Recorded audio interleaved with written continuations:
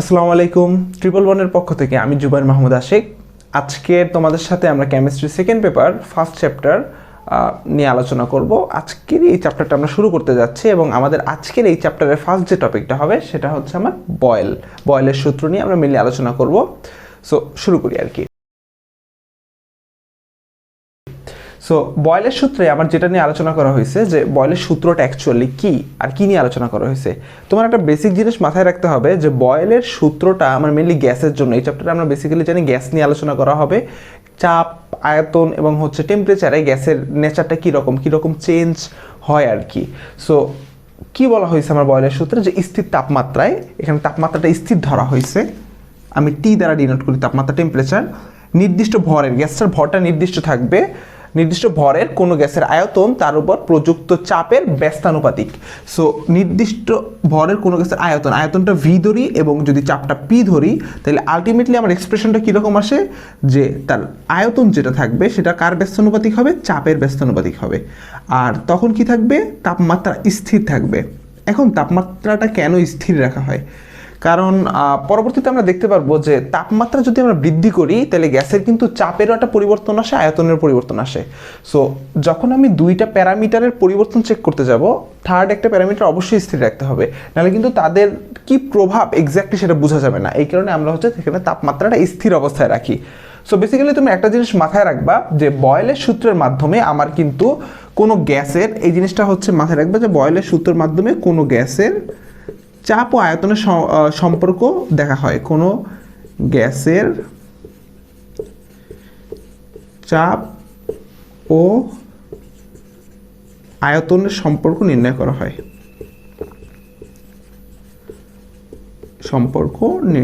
হয়, বা দেখা হয় আর কি বেসিক্যালি।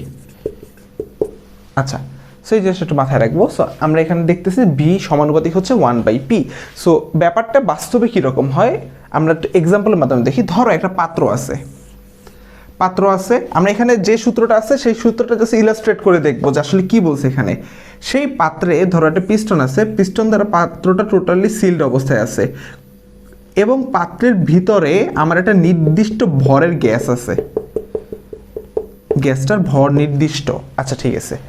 এবং এখানে কি কি আছে দেখো, নির্দিষ্ট গ্যাসটার একটা আয়তন আছে, নির্দিষ্ট ভি আয়তনের একটা গ্যাস, তার ভরটা নির্দিষ্ট, মোল সংখ্যা আমি নির্দিষ্ট করে দিলাম। আচ্ছা, এখন আমি চিন্তা করো এই গ্যাসটার নির্দিষ্ট আয়তন আছে। যখন আমি যদি চাপ বাড়াই, কিভাবে চাপ বাড়াবো? যদি আমি পিস্টনটা নিচের দিকে নামাই, চিন্তা করো পিস্টনটা নিচে নামাচ্ছি, এখান থেকে ধরো এই পজিশনে আসলো পিস্টনটা, চাপ বাড়ানোর কারণে পিস্টনটা এই পজিশনে আসলো। আসার কারণে কী হবে? গ্যাসের আয়তনটা হ্রাস পাবে না? সো আমার এই বেসিক্যালি এই কথাটা এখানে বলা হয়েছে না যে যখন আমি হচ্ছে চাপ বাড়াবো গ্যাসের আয়তনটা কিন্তু অটোমেটিক্যালি হ্রাস পাবে। এটা আমি বাস্তব লাইফে আমরা দেখি যে কোনো গ্যাসের বা কোনো বোতলে ধরো একটা গ্যাস আবদ্ধ অবস্থায় আছে, তুমি যদি চাপ দাও তাহলে সেটা কিন্তু চুপসায় যায় কিছুটা। সো সেক্ষেত্রে কিন্তু আমার আয়তনটা হ্রাস পায়। সো বেসিক্যালি এই জিনিসটাই হচ্ছে আমার বয়েলের সূত্রে বলা হয়েছে যে কোনো গ্যাসের, নির্দিষ্ট ভরের কোনো গ্যাসের আয়তন তার উপর প্রযুক্ত চাপের ব্যস্তানুপাতিক। তার মানে তুমি যদি চাপ বাড়াও তাহলে কি হবে? চাপ যদি বাড়াই আয়তন হ্রাস পাবে, চাপ যদি কমাই আয়তন বৃদ্ধি পাবে। ওকে, সো এখান থেকে আমার হচ্ছে বেসিক্যালি কিছু লেখচিত্র আসে, এটা হচ্ছে আমার বেসিক্স। এখান থেকে তারপর কিছু লেখচিত্র আসে। লেখচিত্রটা কি? ভি বনাম পি লেখচিত্র আসে, ভি বনাম 1/p লেখচিত্র আসে, পিভি বনাম পি লেখচিত্র আসে। আচ্ছা, এই লেখচিত্রগুলো কীভাবে ইলাস্ট্রেট করতে হয় তার আগে এখান থেকে আমরা একটা সমীকরণ নেই, বি সমানুপাতিক পি, তাই না? সো যেহেতু ভি সমানুপাতিক 1/p, তার মানে এখানে আমি যদি সমানুপাতিক চিহ্নটা এখান থেকে উঠাইয়া দেই, সমান চিহ্ন আনি, একটা কনস্ট্যান্ট আসবে। আমরা জানি সমানুপাতিক চিহ্ন যখন আমি উঠাই দেবো তখন সেখানে একটা কনস্ট্যান্ট আসে। এই ক্ষেত্রে সেই কনস্ট্যান্টটা হচ্ছে কে, আর সেখানে আমার হচ্ছে চাপটা 1/p আকারে থাকবে। So ultimately PV is equal two K, constant, এরকম একটা অবস্থায় থাকে। এরকম একটা সমীকরণ আমরা পাই যে পিভি কনস্ট্যান্ট। তার মানে কি? চাপ আর আয়তনের গুণফলটা সবসময় ধ্রুবক থাকবে। তুমি চাপ বাড়াবা, আয়তনটা কমবে, ধ্রুবকটা সেম থাকবে। এটা আস্তে আস্তে আমরা আসবো। সো এখন আমি যদি লেখচিত্রগুলো দেখি, ভি বনাম পি লেখচিত্র, ভি বনাম 1/p লেখচিত্র এবং পিভি বনাম পি লেখচিত্র, যে লেখচিত্রগুলো আমার পরীক্ষায় মেজরিটি অফ দ্য টাইম এসে থাকে। সো ভি বনাম যদি পি লেখচিত্র দেখি, এর আগে একটা কথা বলবো যে আমার এই লেখচিত্রগুলোতে যে লেখটা হবে, যেমন এই যে ধরো একটা লেখচিত্র আছে, এই লেখচিত্র মনে করো একটা লেখ পাইতেছি, মূলবিন্দুগামী একটা সরলরেখার লেখচিত্র, এই যে লেখটা পাইতেছি বয়েলের সূত্রের ক্ষেত্রে এই লেখটাকে আমার বলা হয় হচ্ছে সমতাপীয় লেখ। সমতাপীয় রেখা, অথবা যদি ইংরেজিতে বলো তাকে বলা হয় হচ্ছে আইসোথার্ম। আইসোথার্ম রেখা। আইসোথার্ম কথাটা যদি তুমি একটু বিশ্লেষণ করো, আইসো শব্দটার গ্রিক অর্থ হচ্ছে সম বা একই, এবং থার্ম কথাটার গ্রিক অর্থ দাঁড়ায় হচ্ছে তাপ, সমতাপ বা একই তাপ। ওকে, সো দেখতেছি কিন্তু আমরা কিন্তু তাপমাত্রা স্থির রাখছি। সো সমতাপীয় রেখা, এখানে যে লেখটা পাবো সেটাকে কিন্তু আমার অবশ্যই সমতাপীয় রেখা হিসেবে আমরা আখ্যায়িত করব। ওকে ফাইন, এটা ইম্পর্টেন্ট ছিল, নৈবিত্তিকের জন্য প্রায় আসে, জিজ্ঞাসা করে যে বয়েলের সূত্রে আমি যে রেখাটা পাই সেটা কি আইসোথার্ম নাকি আইসোকোর না আইসোবার, পরবর্তীতে যে লেখচিত্র আছে সেখানে এই কথাগুলো আবার আসবে। ওকে, সো আমরা যদি প্রথম লেখচিত্রটা দেখাই যে ভি বনাম পি লেখচিত্র, ভি বনাম পি লেখচিত্র। ওকে, ভি বনাম পি লেখচিত্রটা আঁকার জন্য আমার কি করতে হবে, অবশ্যই এটা লেখ আঁকতে হবে। ওকে, প্রথমে লেখ আঁকলাম, এটা হচ্ছে আমার ওয়াই অক্ষ, এটা হচ্ছে আমার এক্স অক্ষ। সবসময় মাথায় রাখবা লেখচিত্র যদি ভি বনাম পি লেখচিত্র এরকম বলে, প্রথমে যেটা থাকবে সেটা যাবে ওয়াই অক্ষে। সো আমার এই যে আয়তন যেটা আছে, আয়তন যাবে ওয়াই অক্ষে এবং চাপটা যাবে এক্স অক্ষে। আচ্ছা, লেখচিত্র আঁকলাম। এখন আমার এই যে সমীকরণটা পাইছি, এখানে ভি আর পি এর একটা কোরিলেশন বের করতে হবে। যেমন এখানে অলরেডি যে সমীকরণটা আছে সেখানে পি আর ভি এর একটা কোরিলেশন আমরা দেখতে পারতেছি। কীরকম, যে পি ভি এর গুণফলটা হচ্ছে কনস্ট্যান্ট। এখন এটাকে যদি একটু দেখি, সরল রেখার কোনো সমীকরণের সাথে বা আমার বৃত্তের কোনো সমীকরণের সাথে মিলানো যায় কিনা, তাহলে ইজিলি বুঝতে পারবো লেখচিত্রটা কীরকম হবে। যেমন পি আছে আমার হচ্ছে এক্স অক্ষে, তার মানে হচ্ছে পিকে আমি এক্স দ্বারা আখ্যায়িত করতে পারি, ভি আছে ওয়াই অক্ষে, এটাকে ওয়াই দ্বারা আখ্যায়িত করতে পারি, আর কে যেহেতু কনস্ট্যান্ট সেটাকে আমি হচ্ছে সি দ্বারা লিখতে পারি। সো এই যে সমীকরণটা পাচ্ছি এটা কিন্তু একটা বৃত্তের সমীকরণ। কীরকম, অধিবৃত্তের, আয়তাকার অধিবৃত্তের সমীকরণ, আয়তাকার অধিবৃত্তের সমীকরণ, বা যেটাকে তুমি বলা হয় হাইপারবোলা। তোমরা যারা হচ্ছে হায়ার ম্যাথ করতেছো, এই টপিকটা করলে তোমরা বুঝতে পারবে যে X Y is equal to C বা কনস্ট্যান্ট, এটা হচ্ছে একটা আয়তাকার অধিবৃত্তের সমীকরণ। সো এখানে অবশ্যই যে লেখচিত্রটা আমরা পাবো সেই লেখচিত্রটা হবে আয়তাকার অধিবৃত্ত, আর সেটা একটা নির্দিষ্ট তাপমাত্রার জন্য সেটা হবে টি। ওকে, এখন এখানে কিছু ব্যাপার আছে। তো বি বনাম পি লেখচিত্রটা হচ্ছে আয়তাকার অধিবৃত্ত। এখন এখানে কিছু ব্যাপার আছে, যেমন আমার পরীক্ষার সময় 2 থেকে 3টা টেম্পারেচার দেয়, এরকমভাবে বলে দেয়, ধরো 3টা টেম্পারেচার আছে, T1 T2 T3, 3টা টেম্পারেচার আছে। 3টা টেম্পারেচারের মধ্যে রিলেশনটা বলে দেয় যে T3 greater than T2 greater than T1, 3টা আলাদা আলাদা তাপমাত্রা, যেখানে T3 তাপমাত্রাটা বড়, তারপর T2, তারপর T1। সেই ক্ষেত্রে লেখচিত্রটা কীরকম হবে। আচ্ছা, এখন একটা জিনিস এই জিনিস তোমার মাথায় রাখতে হবে, যদি আমি তাপমাত্রাটা স্থির রাখার কথা ছিল, যদি আমি তাপমাত্রা স্থির না রাখি তাহলে কিন্তু আমার কি হবে, লেখচিত্র মানে লেখটা চেঞ্জ হয়ে যাবে।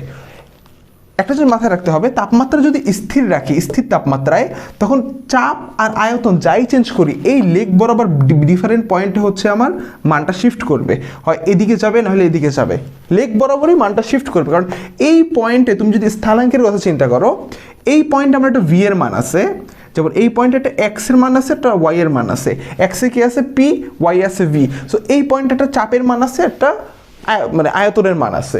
সো নির্দিষ্ট তাপমাত্রা এই লেক বরাবরই বিভিন্ন অংশ হচ্ছে আমার শিফট হইতে থাকবে। কিন্তু আমি যদি তাপমাত্রাটা চেঞ্জ করি তাহলে কিন্তু লেখচিত্র সেম থাকবে না, তখন কি হবে, লেখচিত্রটাই শিফট হয়ে যাবে। কীরকম, এরকম পাবো, 3টা তাপমাত্রার জন্য 3টা লেখ পাবো। ধরো এরকম 3টা লেখ পাইলাম, ভালো মতো আঁকি, 3টা লেখ। আচ্ছা, এখন কথা হচ্ছে কোন লেখটা T3 T2 T1, এখানে কোনটা T3 কোনটা T2 কোনটা T1 এটা তোমার বুঝতে হবে।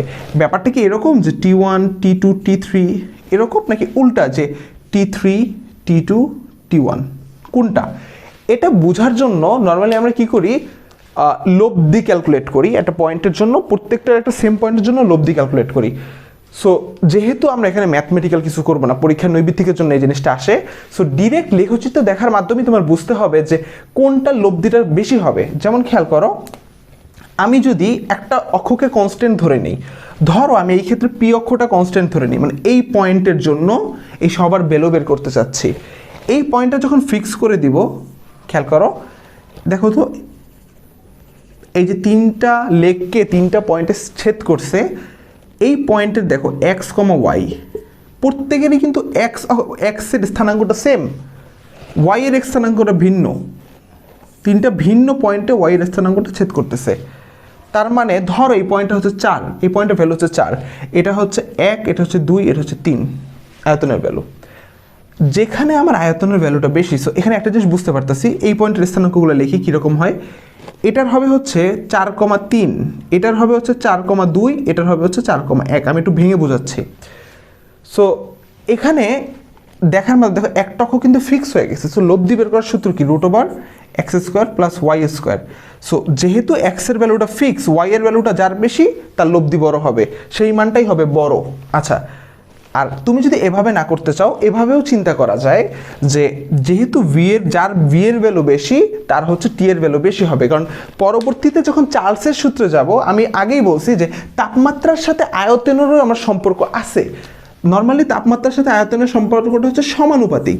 যদি তুমি তাপমাত্রা বাড়াও আয়তন বৃদ্ধি পাবে। বাস্তবেও তুমি এটা দেখবা যে একটা বেলুনে মনে করো কোনো গ্যাস আছে, তুমি যদি বা সিলিন্ডারে গ্যাস আছে, সিলিন্ডারকে কেন যে জায়গায় হচ্ছে হিট আছে বা তাপ আছে সেখান থেকে দূরে রাখার কথা বলে? কারণ সিলিন্ডারের মধ্যে একটা নির্দিষ্ট আয়তনের গ্যাস আছে, যখন তুমি তাপে রাখবা তাহলে গ্যাসের আয়তনটা কিন্তু বৃদ্ধি পায়। সো সিলিন্ডার যতটুকু আয়তন ধারণ করতে পারে, গ্যাসটা যদি তার চেয়ে বেশি আয়তন হয়ে যায় তখন কিন্তু সিলিন্ডার বিস্ফোরিত হয়। সেই কারণে কিন্তু আমার এই প্রিকশনটা নিতে বলা হয়। সো বি সমানুপাতিক টি, আমি যদি তাপমাত্রা বাড়াই আয়তন বাড়ে, এটা আসবে নেক্সট চার্লসের সূত্রে। সো যার হচ্ছে ভি এর ভ্যালু বেশি থাকবে তার কি হবে? সেই লেগটা বড় হবে, টি এর লেগটা। সো T3 যেহেতু বড় দেন T2, সো লেখের এটা হবে T3, এটা T2, এটা T1। ক্লিয়ার? এটা কিন্তু পরীক্ষার খাতায় আমরা দেখাবো না, এটা হচ্ছে আমাদের মাথায় করার জিনিস, যাতে দেখে আমরা বুঝতে পারি। ঢাকা ভার্সিটি কোশ্চেনে এরকম নৈবিত্তিক আসে, আমার এইচএসসিতেও আসে। যদি এখানে এখন তোমার ইচ্ছা, তুমি যে কোনো এখন বললো যে ভাইয়া আপনি হচ্ছে এই পি অক্ষটাকে কনস্ট্যান্ট ধরছেন, আমরা একটা কাজ করি, বি অক্ষ কনস্ট্যান্ট ধরতে পারো, তোমাদের ইচ্ছা। তুমি যদি এখানে বি অক্ষ কনস্ট্যান্ট ধরো, সেক্ষেত্রেও আমার আসবে বি অক্ষ কনস্ট্যান্ট ধরো, এই পয়েন্টটা আমি কনস্ট্যান্ট ধরলাম, তাহলে এই পয়েন্টের জন্য ডিফারেন্ট তিনটা পি এর ভ্যালু পাবো। সো ধরো এটা হচ্ছে আমার কত, এটা 1, এটা 2, এটা ধরো 3। সো পি এর ভ্যালু সেম, গেলুসাকের সূত্রে দেখবো পি সমানুপাতিক টি, তাপমাত্রা যদি বাড়াই চাপ বেড়ে যায়। সো সেই ক্ষেত্রে 3 একই হবে, কিন্তু দেখো এই যে T3 বড় হচ্ছে কিন্তু প্রত্যেক বেলায়।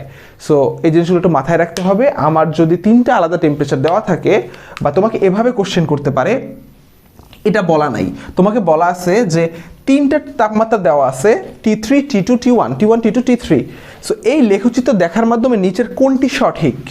1 নম্বরে বলা হইলো T1 > T2 > T3, 2 নম্বরে বলা হইলো T1 > T3 > T2, 3 নম্বরে বলা হইলো T3 > T2 > T1। সো উত্তর কিন্তু 3 নাম্বার। তোমার কিভাবে এটা কিন্তু দেখে বুঝতে হবে, এই জিনিসটা তোমার মাথায় করতে হবে যে একটা অক্ষকে কনস্ট্যান্ট ধরে নিব, বাকি অক্ষের মানটা দেখার মাধ্যমে আমি বুঝবো যে আসলে ব্যাপারটা কি হবে। তুমি লব্ধি কথাও চিন্তা করতে পারো, দেখো এখানে কিন্তু লব্ধি হবে, কার লব্ধিটা বড়?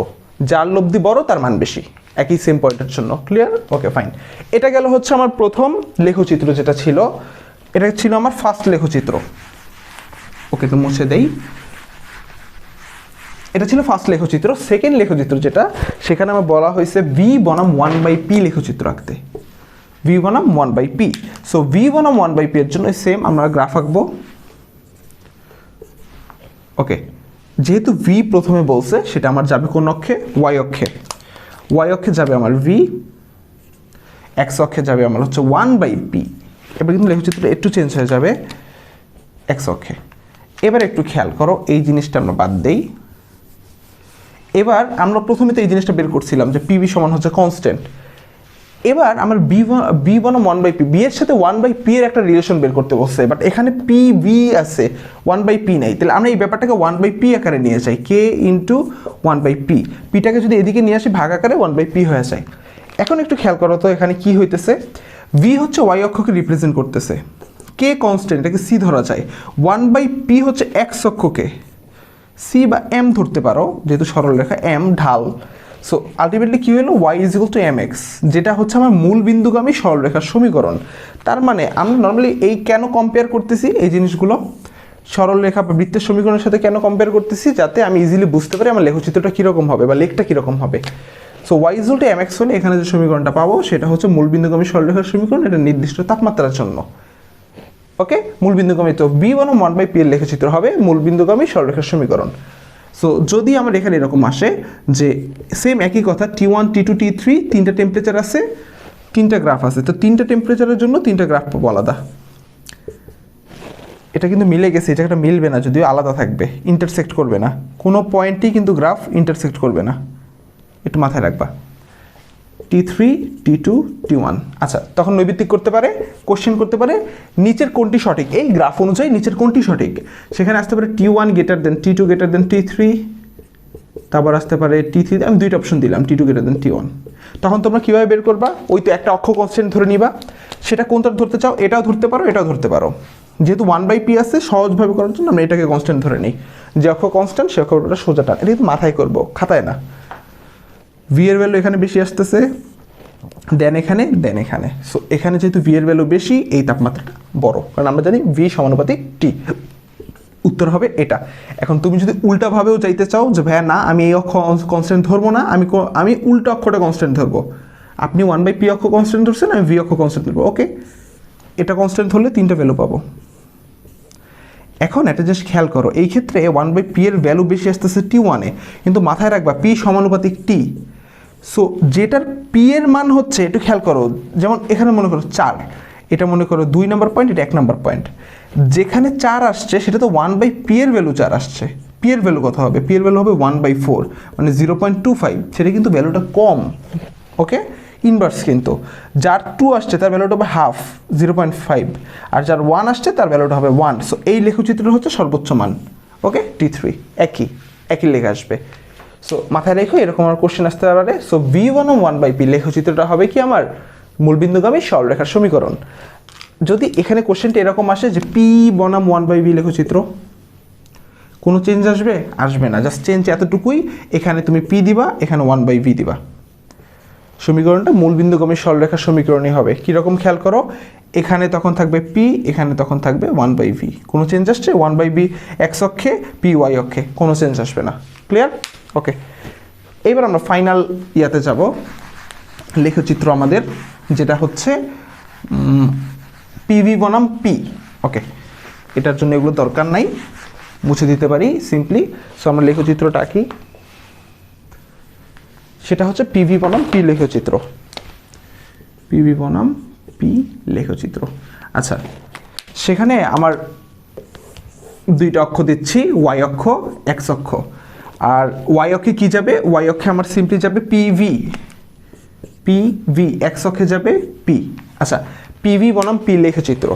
ওকে, সো এখানে আর কিছু করার দরকার নেই, পিভি ইকুয়াল টু কনস্ট্যান্ট দেওয়াই আছে পিভি। এখন পি বাড়ালে কমালে কি হবে, একটা জাস্ট বলে দেই, যে একটু খেয়াল করো, পিভি কনস্ট্যান্ট এই কথাটার মানে কি বোঝায়, যেমন পি আর ভি এর গুণফলটা সবসময় ধ্রুবক থাকবে। ধরো এই ধ্রুবকের মানটা আমি তোমাদের 20 ধরে নিলাম, 20। সো পি এর মান যদি 1 ATM হয়, আয়তনটা 20 লিটার হবে, যাদের গুণফল দুইজনের গুণফল মিলে 20 থাকবে। চাপ যদি আমি বাড়ায় 2 করি, 2 ATM করি বা 2 ইউনিট চাপ করি, আয়তনটা 10 ইউনিট হবে, গুণফল 20ই থাকবে। যদি 3 ইউনিট করি তখন কত হবে, 3 ইউনিট হলে 6.67, 20 থাকবে। 4 করলে 5, 20। মানে আমি চাপ যতই করি আমার আয়তনটা এমনভাবে হ্রাস পাবে যাতে চাপ আর আয়তনের গুণফলটা সবসময় ধ্রুবক থাকবে। সো একটা জাস্ট চিন্তা করো, আমি চাপ বাড়াইতেছি এই পয়েন্টের জন্য, ধরো এটা হচ্ছে 20 নম্বর পয়েন্ট, এই পয়েন্টের জন্য যখন 1 ATM তখন পিভি এর গুণফল কত, 20, এটা কিন্তু পি, এটা পি রিপ্রেজেন্ট করতেছে। ভি নিয়ে আমার এই গ্রাফে কিছু করার নেই, পিভিটা দেখবো, এটা হচ্ছে পিভি। আচ্ছা, পি যখন 1 পিভি কিন্তু 20, পি যখন 2 পিভি 20, পি যখন 3 পিভি 20, 4 20, প্রত্যেকটা পয়েন্টের জন্য 20। এটা যোগ করলে আমি হচ্ছে এরকম একটা সরল রেখা পাবো। কীরকম সরল রেখা, পি অক্ষের সমান্তরাল। সো পিভি বনাম পি লেখচিত্র একটু মাথায় রেখো, পিভি বনাম পি লেখচিত্র হয় পি অক্ষের সমান্তরাল, পি অক্ষের সমান্তরাল। পি অক্ষটা কি নির্দেশ করে? এক্স অক্ষ, তাহলে এক্স অক্ষের সমান্তরাল যদি পিভি বনাম পি লেখচিত্র দেয়। আমরা কিন্তু এর আগেও যখন কনস্ট্যান্ট ধরে বের করতে চাচ্ছিলাম তখন কিন্তু আমার একটা সরলরেখা দিচ্ছিলাম, এটা কিন্তু টি। সো যদি তিনটা ডিফারেন্ট, একই কথা তিনটা ডিফারেন্ট টেম্পারেচারের জন্য হয়, এটা T3, এটা T2, এটা T1। এখন এখানে আমাকে বলো, এখানে কি আমরা কোনো অক্ষকে কনস্ট্যান্ট দেওয়ার দরকার আছে? নাই, কিন্তু এই অক্ষটাই কিন্তু এটা কনস্ট্যান্ট, পিভির গুণফলটা কিন্তু এটা কনস্ট্যান্ট ভ্যালু দিচ্ছে। সো এখান থেকে ডিরেক্ট আমরা হচ্ছে বড় মানটা নিয়ে নিব, ধরো এটা 20, এটা 18, এটা 16। সো সবচেয়ে এটা যেহেতু ওয়াই অক্ষ, ওয়াই অক্ষের ধনাত্মক দিক হচ্ছে উপরের দিকে।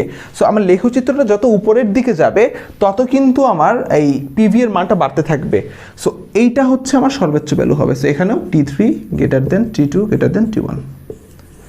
এই জিনিসটা থেকে আমার নৈবিত্তিক আসে প্রায়। সো এই জিনিসটা মাথায় রাখবো যে পিভি বনাম পি লেখচিত্র হচ্ছে পি অক্ষের সমান্তরাল। আমার যদি এটা এবার এরকম থাকতো পি বনাম পিভি লেখচিত্র, যদি এভাবে থাকতো তখন কি হইতো? পি বনাম পিভি লেখচিত্র, তখন কি হইতো? তখন হইতো উল্টা, এরকম। তখনও পি অক্ষের সমান্তরাল হইতো, এরকম যেত, সবসময় পি অক্ষের সমান্তরাল যাবে। এখন অনেকে এখানে মাঝে মাঝে কোশ্চেন করে যে ভাই কেন পিভি বনাম পি করতেছি, আমরা পিভি বনাম ভি করতেছি না, পিভি বনাম পি করতেছি বাট পিভি বনাম পি ভি করতেছি না। আয়তনের সাথেও তো হয়, একই তো কথা ভাই, আপনার আয়তন চাপ যা করতেছি। বাট একটা জিনিস খেয়াল করবা, পরীক্ষাগারে আয়তনটা কিন্তু আমার নিজে নিজে চেঞ্জ হতে পারতেছে না। পরীক্ষাগারে আমি যখন করব আয়তন চেঞ্জ করার জন্য কিন্তু তোমার চাপ দিতে হবে। এই আয়তনটা কিন্তু আবার চাপের উপর নির্ভরশীল, চাপ দিলেই আয়তনটা চেঞ্জ হবে। তুমি কোনো বস্তুর আয়তন কিন্তু নর্মালি ন্যাচারালি চেঞ্জ করতে পারবে না, হয়তো চাপ দিতে হবে বা কিছু একটা করতে হবে, তাপমাত্রা দিতে হবে, যার কারণে আয়তনটা চেঞ্জ হবে। সো ডিরেক্ট আয়তন চেঞ্জ করে কিন্তু পিভি চেঞ্জ করা যাবে না। আমার চেঞ্জ করা যায় কোনটা? চাপ। চাপটা হচ্ছে কন্ট্রোলেবল প্যারামিটার, যেটা আমার চেঞ্জ করা যাবে। সেই কারণে আমরা যেটা পিভি বনাম পি লেখচিত্র হবে, থিওরিটিক্যালি হবে, বাট এটা বাস্তবে আমার কোনো দরকার নাই বা লাগে না আর কি। সো পিভি বনাম পি লেখচিত্র কি হবে? পি অক্ষের সমান্তরাল। ওকে, সো এই লেখচিত্রগুলো হচ্ছে আমার এখানে ইম্পর্টেন্ট। বয়েলের সূত্রে এখান থেকে মোটামুটি আমার ম্যাথস আছে কিছু, সেম আমার দুইটা টেম্পারেচারের জন্য ম্যাথসেরও একটু বেসিকটা দেখাই দিই। যেমন আমার পিভি তো কনস্ট্যান্ট, তাই তো? পিভি তো কনস্ট্যান্ট। সো একটা চাপের জন্য আমি একটা নির্দিষ্ট চাপের জন্য একটা নির্দিষ্ট আয়তন পাবো, বাট তার গুণফল কনস্ট্যান্ট থাকবে। আবার চাপটা যদি চেঞ্জ করি আয়তনটা তখন চেঞ্জ হয়ে যাবে বাট কনস্ট্যান্ট থাকবে। এই দুই ক্ষেত্রেই কনস্ট্যান্ট, তাহলে এই দুইটার রাশি যেহেতু সমান, তার মানে আমি লিখতে পারি যে P1 V1 is equal two P2 V2। So এই সূত্র থেকে আমার ম্যাথস আসে, নৈবিত্তিক আসে বা ছোটোখাটো ম্যাথস আসে। আশা করি তোমরা যদি একটু ভালো মতো এই জিনিসটা বুঝতে পারো, একটু খেয়াল করো, নোট করে রাখো, তাহলে হচ্ছে ক্লিয়ার হয়ে যাবে। ধন্যবাদ।